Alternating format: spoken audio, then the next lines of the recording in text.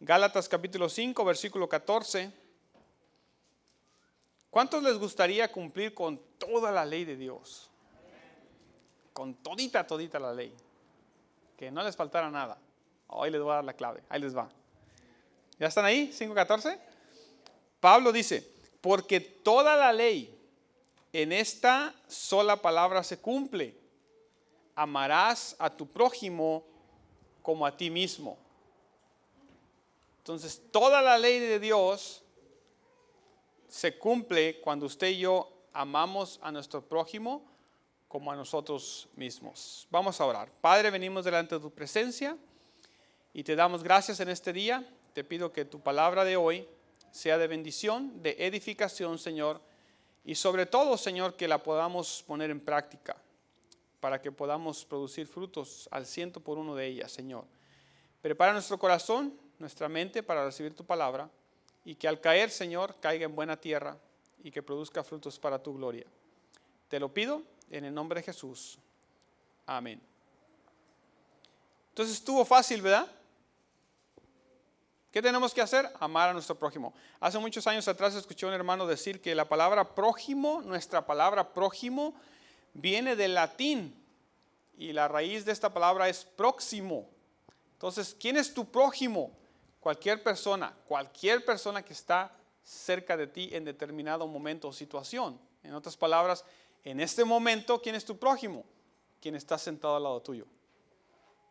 Sea que lo conozcas de muchos años o sea que sea un completo desconocido que nunca le hayas visto antes, en este momento, por cuanto está cerca de ti, es tu prójimo. Y es obvio la implicación porque obviamente cuando alguien está lejos de nosotros no sabemos lo que le está pasando, pues no podemos ayudar. Pero alguien que está cerca de nosotros, quien quiera que sea, el trasfondo que tenga, si es de otro país, ¿verdad? Ahorita la hermana estaba echando porras a Guatemala y a Honduras y luego después a México, que para que no nos sintiéramos mal, algo así, ¿no? Pero cuando estamos hablando del prójimo, no importa de qué país seas, ¿verdad? Y menos en nosotros los creyentes. Nosotros los creyentes, claro que guardamos un amor especial para el país de donde nacimos, ¿no? El país de origen nuestro. Pero ya en Cristo, hermano, esas cosas ya se fueron de nuestra vida, ¿no? O sea, obviamente usted y yo amamos a todas las personas por igual, aunque sean de otro país. Y yo he escuchado personas decir que los mexicanos son muy malos. Y déjenme hacer este pequeño comercial, ¿no? Con las personas de Centroamérica, cuando vienen cruzando por México. Y es lamentable, ¿no? Que siendo hermanos, pues digo, en el sentido de que somos latinos todos, algunos mexicanos se porten mal con las personas, ¿no? Y digo, ojalá que pudiéramos pedir perdón en nombre de ellos, ¿no? Pero yo he escuchado personas que los mexicanos, lamentablemente, algunos de nosotros hemos tratado mal. Pero qué bueno que ahora estamos en Cristo, nosotros, ¿verdad? Y por eso dije, no, en Cristo no hay diferencias raciales y no hay nada que realmente pueda impedirnos que amemos a otras personas, no importa de dónde sean. Y le damos gracias a Dios por eso, por sanar nuestro corazón, por hacernos entender que usted y yo somos exactamente iguales que los demás, ¿verdad? No importa el color de su piel. Yo soy medio moreno o más moreno que medio, ¿verdad? Pero bueno, algunos son más blancos, algunos son un poquito más de color, pero no hay ninguna diferencia en eso, porque la palabra de Dios nos dice a usted y a mí que debemos amar a nuestro prójimo, quien quiera que este prójimo sea. ¿Ven? Y cumplimos toda la ley con eso. Entonces, ¿qué más fácil que eso? Ahora, quiero mencionar algunas cosas, porque aun cuando sabemos este mandamiento, aun cuando hemos escuchado esta predicación tal vez, o aun cuando tal vez en la escuela dominical nos hemos memorizado este versículo, o algunos que hablan acerca de esto, a veces como que se nos olvida. Y quiero ponerle algunos ejemplos en la Biblia de personas que se les ha olvidado esto. Y le voy a poner ejemplo número 1, el joven rico. ¿Cuántos se acuerdan del joven rico? Vamos a ir a Lucas capítulo 18. No voy a leer todo el pasaje, Lucas 18, pero solamente quiero que sepan dónde está en la Biblia. El joven rico se acerca al Señor diciéndole, ¿qué tengo que hacer para heredar la vida eterna? Y el Señor le dice, pues guarda los mandamientos, ¿se acuerda? Y el joven dice, bueno, todos los mandamientos yo los he guardado desde que soy joven, todos. Y el Señor le dice, bueno, ya que eres tan fiel, ¿verdad? Ya que eres tan bueno para guardar los mandamientos, te voy a pedir que hagas algo más. Y con eso tienes. Vende todo lo que tienes, dalo a los pobres y entonces sígueme. Y la Biblia dice que el joven, verso 23, entonces él dice, oyendo esto, se puso muy triste porque era muy rico. Entonces, el ejemplo número 1 tiene que ver con personas que dicen, yo hago lo que sea por los demás, pero no me toquen el dinero. Entonces, como que hay una contrariedad en yo hago lo que sea, pero no me toquen el dinero, pues entonces no hace lo que sea, ¿verdad? Este joven dice, oh no, yo todos los mandamientos los he guardado desde que era joven. ¿Es verdad? Todos los mandamientos, uno de ellos es amar a tu prójimo. ¿Y por qué no puedes deshacerte lo que tienes y darlo a los pobres? Porque realmente no está amando a su prójimo. Simple y sencillamente, ese es el punto de Cristo, ¿no?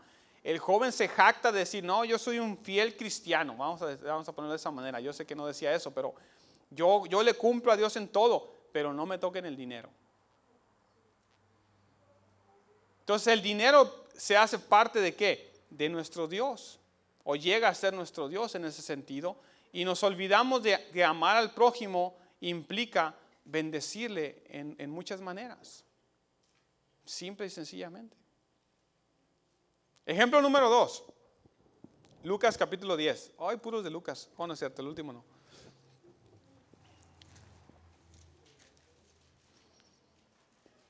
El intérprete de la ley en la parábola del buen samaritano. Yo creo que todos han escuchado esta parábola.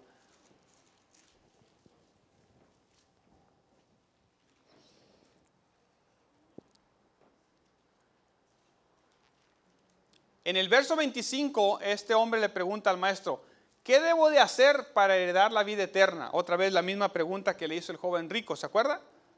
O sea, la pregunta es, ¿qué tengo que hacer para poder ser salvo? Poniéndolo más simple. Y Jesús le cuenta una parábola. Y en la parábola tiene que ver con personas que no te caen bien, personas que son medias odiosas, personas que son medias pesadas, personas que te han hecho daño, personas a las cuales preferirías no ver. Y Jesús le cuenta esta parábola de un hombre que es un judío que cae presa de unos ladrones y pasan dos judíos, o sea, de su misma raza y solo pasan de largo.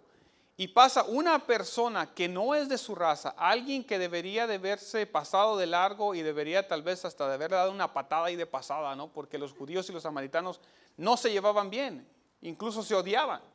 Pero este samaritano, movido a misericordia, dice la palabra, que fue y lo recogió y lo ayudó y lo llevó a un mesón y lo cuidó toda la noche y después le dijo al mesonero, cuídamelo y cuando vengas si te falta algo yo te lo pago. Y le dejó dinero para que lo siguiera cuidando. Y Jesús le pregunta a este hombre diciéndole, ¿quién tú crees de estos dos que fue prójimo, que actuó como el prójimo? Y el hombre le dice, pues el samaritano. Y Jesús termina diciendo, ve tú y haz lo mismo. ¿Qué nos enseña esto? Que hay personas que dicen, no, yo hago lo que sea, pero no me pongan a tal persona ahí. Yo bendigo a cualquier persona excepto a esta. A esta sí no la puedo ni ver.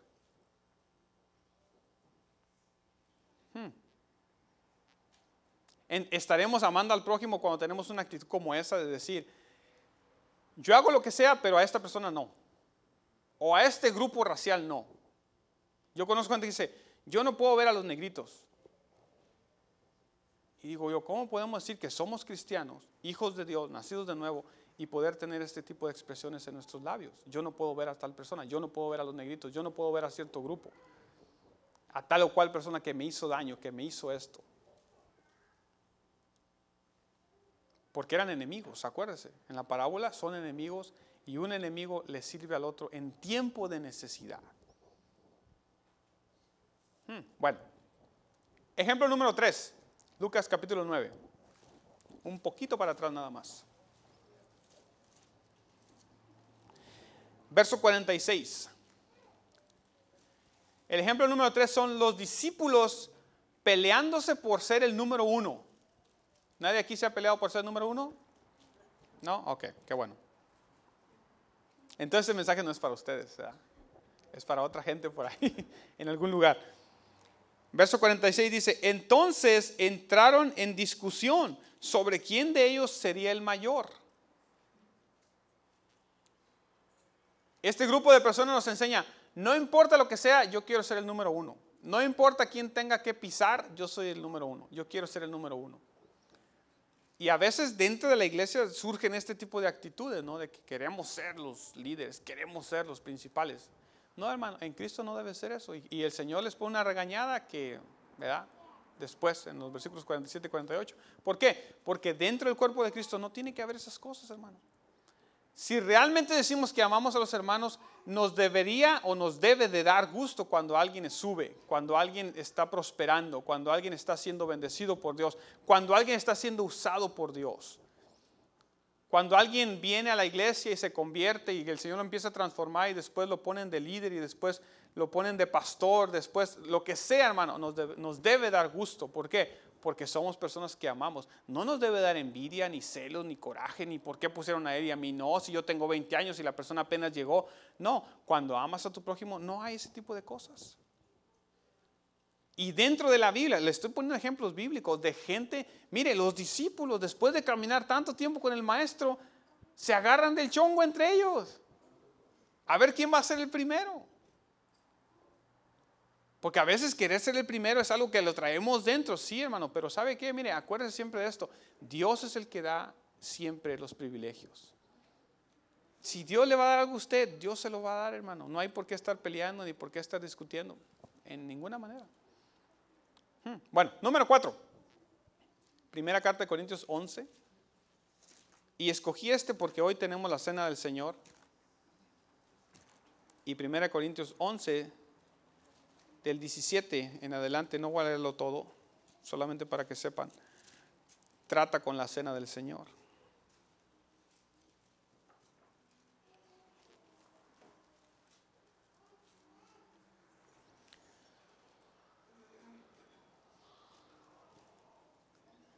Versos 17 y 18 voy a leer, ¿ya están ahí? Pero al anunciaros esto que sigue, no os alabo, porque no os congregáis para lo mejor, sino para lo peor.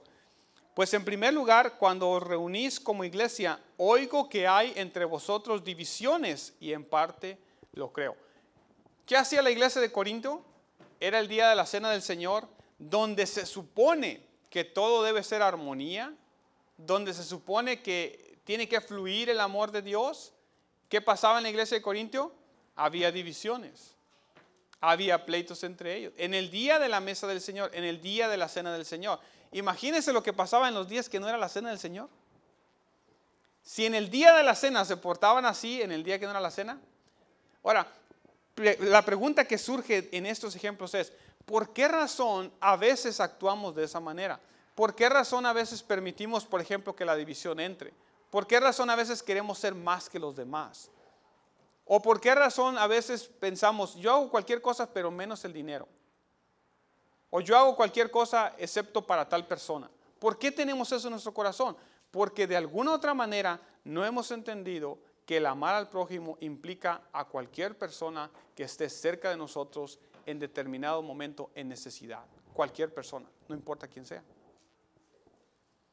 Y como dije, podemos hablar y decir y sabernos el versículo de memoria. Oh sí, el primer mandamiento es amar a Dios, el segundo mandamiento es amar a nuestro prójimo como a nosotros mismos. Y aún así estar no practicándolo. Se fija, los discípulos, yo le aseguro que se lo sabían. La gente de Corinto, yo le aseguro que se sabían el mandamiento de amar al prójimo, pero en su conducta, en su comportamiento, no estaban amando al prójimo. Estaban tratando siempre de ¿qué? De su beneficio personal. Si usted y yo vamos a vivir una vida plena en Cristo, en abundancia, bajo la bendición de Dios, usted y yo tenemos que poner a otras personas en primer lugar. Usted y yo tenemos que dejar de ser menos nosotros y dejar que la gente sea más importante en nuestra vida. Porque no hay otra manera de hacerlo, hermano. La Biblia dice, ¿quieres cumplir la ley? Ama a tu prójimo. Pero ¿cómo debes amar a tu prójimo? Como a ti mismo. Yo le aseguro a usted que en la mañana se levantó con 2, 3 pelos parados y usted se echó agüita y se peinó. No se vino así. Yo le aseguro que algunos de ustedes se calaron como 4 ropas para ver cuáles quedaba mejor y luego se vinieron. Algunos como 15, pero digo, algunos 4, algunos 15, está bien. ¿Por qué? Yo le aseguro que cuando usted se siente un poquito mal, se preocupa, va por lo menos a la farmacia y compra algo. Y si ya se pone un poquito peor, va al doctor, ¿cierto? Yo le aseguro que cuando usted tiene lo suficiente, le gusta algo y se lo compra, ¿sí o no? ¿Por qué? Porque usted se ama a usted mismo. Hay gente que no se ama a sí mismo y se quiere quitar la vida y se corta las venas. ¿Por qué? Porque tienen un problema psicológico y no se aman a sí mismos. Pero cuando una persona en sus 5 sentidos se ama a sí misma, quiere lo mejor para sí mismo. Digo, yo quiero lo mejor para mí. Entonces, de esa misma manera, tengo que tratarle a usted. Yo tengo que querer lo mejor para usted. Eso es amar como a sí mismo. Y eso es lo que la palabra nos está pidiendo a usted y a mí. O sea, salirnos de esa cajita en la cual hemos estado viviendo, en donde solamente nos preocupa nuestro bienestar y no nos preocupa lo que la gente le pase o lo que la gente está viviendo. Como iglesia de Cristo, hermano, no podemos hacer un impacto viviendo así. No se puede. Y tenemos que empezar aquí, en casa. Y después podemos empezar afuera. O sea, en casa tiene que acabarse todo este tipo de cosas, todo este tipo de divisiones, todo este tipo de deseos de querer ser más, todo este tipo de cosas de que yo no quiero soltar porque me duele el codo, ¿verdad? O cosas como esta. Tiene que acabarse eso. Ojalá que los asuste hoy. Ahí les va. Estos 3 versículos que vienen son para asustarlos. 4. ¿Qué quiere decir básicamente amar al prójimo entonces? Serle de bendición. Pregúntese a usted mismo, no me conteste, pregúntese a usted mismo, ¿soy de bendición a los demás? ¿O soy un dolor de cabeza? ¿Soy de bendición a los demás cuando tengo que ser de bendición a los demás? ¿O no? ¿O cierro mi corazón contra ellos? Porque si usted y yo no somos de bendición para los demás, entonces tampoco podemos decir que tenemos fe. O sea, podemos decir, no, yo tengo mucha fe. Sí, pero del decir a que realmente sea verdad, son 2 cosas muy diferentes. Santiago capítulo 2, para que vea que lo que estoy diciendo no lo estoy inventando. Esos son para que se asusten, así es de que asústense. No, en serio. Santiago capítulo 2, ¿ya están ahí? Voy a empezar en el verso 14.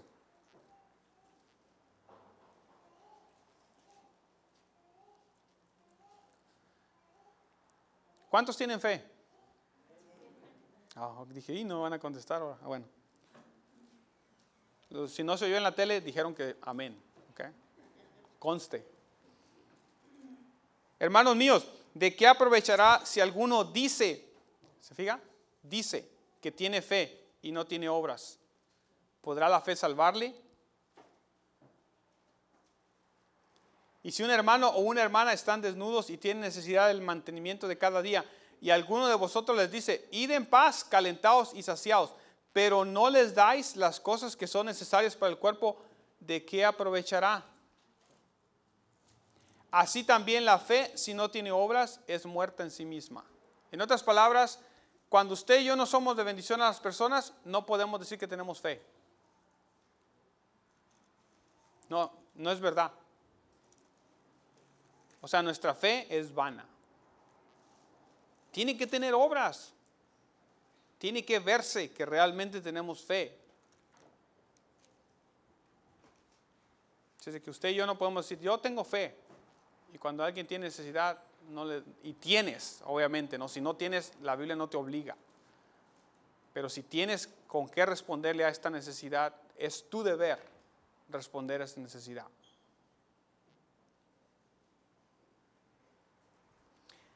¿No se asustan? Ok, ahí les va otro pues.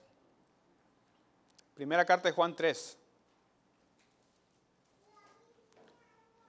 Este es el número 2. El número 1 fue, si usted y yo no somos de bendición a los demás, no podemos decir que tenemos fe. Número 2, si usted y yo no somos de bendición para los demás, tampoco podemos decir que el amor de Dios está aquí. Que es muy fácil decir, no, el amor de Dios está en mi corazón. Bueno, vamos a ver. ¿Ya están ahí? 3:17, primera carta de Juan.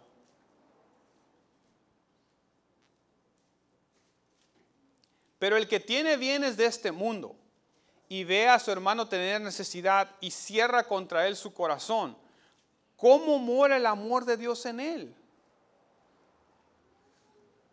Se fija, otra vez está hablando del que tiene. Si usted no tiene, hermano, no se sienta mal. Si usted no tiene nada y una persona viene y le dice, hey, ¿sabes qué? Estoy pasando por esta necesidad. No se sienta mal.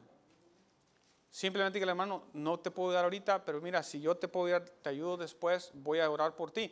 Pero si usted tiene, ese es el problema, si usted tiene bienes de este mundo, si usted tiene algo que darle a esta persona, $5, un paquete de pan, un pollo, lo que sea, y la persona te está diciendo, tengo necesidad. Y si cierra uno contra esa persona su corazón, uno no puede decir que tiene el amor de Dios en su corazón. Porque no es verdad. Porque cuando el amor de Dios está ahí, hermano, uno le toca la necesidad de otra gente.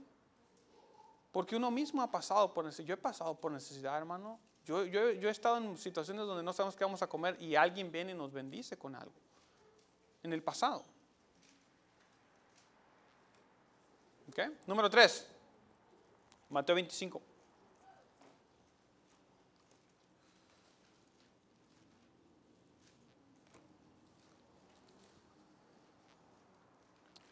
Empezando en el verso 41.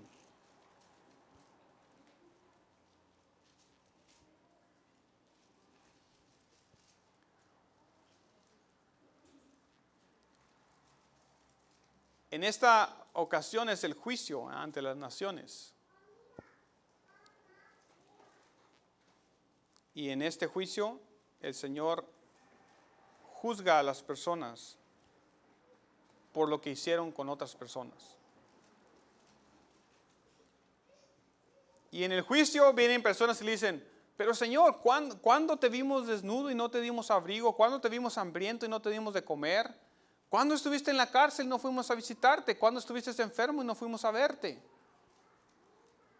Y el Señor les dice, entonces le responderá el verso 45, de cierto os digo que en cuanto no lo hiciste a uno de estos más pequeños, tampoco a mí lo hiciste. En otras palabras, cuando uno ve una necesidad y no actúa en esa necesidad, no estamos amando al prójimo. No podemos decir entonces que vamos directitos al reino cuando no estamos siendo de bendición a la gente, hermano. El cristianismo no es una religión individualista, hermano. Yo sé que cada uno vamos a dar cuentas individualmente de lo que hayamos hecho, pero el cristianismo no es yo voy a la iglesia, alabo a Dios, me vengo a mi casa, cierro la puerta y adiós mundo, yo vivo mi vida. No, hermano, el cristianismo no es así. Hay cantidad de pasajes, esos son solo algunos, donde nos habla de nuestra responsabilidad con las personas que están cerca de nosotros. Es nuestra responsabilidad. No podemos decir entonces que vamos directitos al reino cuando usted y yo no estamos siendo de bendición a la gente. Y digo bendición y tal vez estoy hablando de dinero y de cosas, pero hay muchas maneras de ser de bendición a la gente. Orando por la gente, estando ahí por la gente, apoyando a las personas. Hay muchas maneras de hacerlo. Entonces el punto clave de esto es que usted y yo tenemos que ser personas de bendición. Donde quiera que estemos, donde quiera que vayamos, la gente tiene que conocernos como personas que somos de bendición para sus vidas. Número 4, y con esto termino. Lucas 10. Es otra vez la parábola del buen samaritano. Entonces, si usted y yo no somos de bendición, tampoco podemos jactarnos de que somos salvos. Eso es lo peor del caso.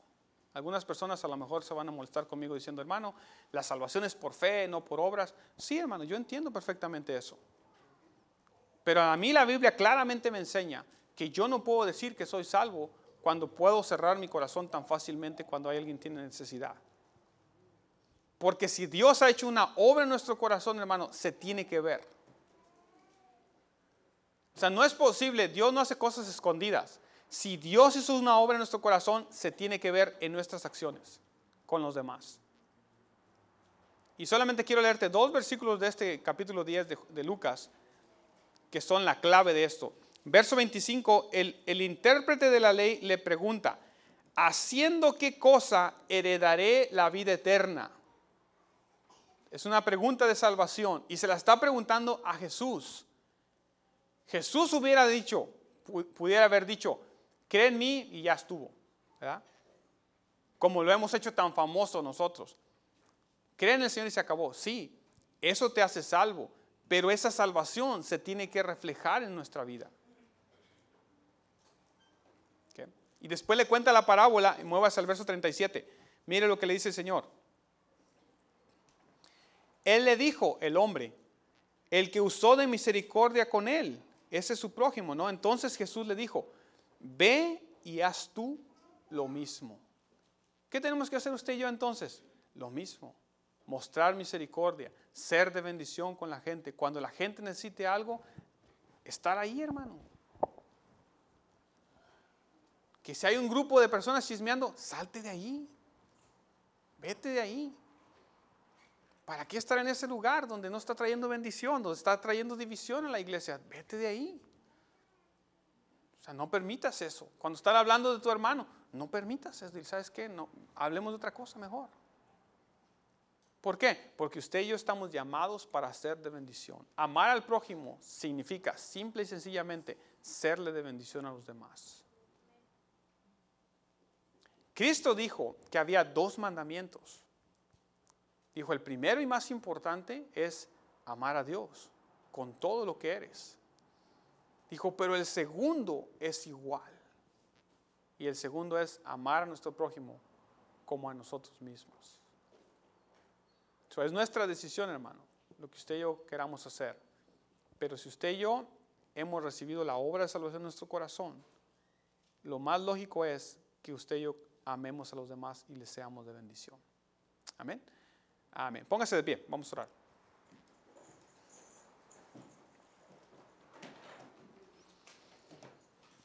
¿Es usted de bendición para la gente? ¿La gente le conoce a usted como una persona de bendición? ¿O la gente le conoce a usted como una persona problemática? Ay, hermano, ¿por qué habla así? Pues es la verdad. O nos conocen de una manera o nos conocen de otra. Entonces, usted y yo podemos cambiar eso y comenzar a ser personas de bendición. Comenzar a cumplir con el segundo mandamiento.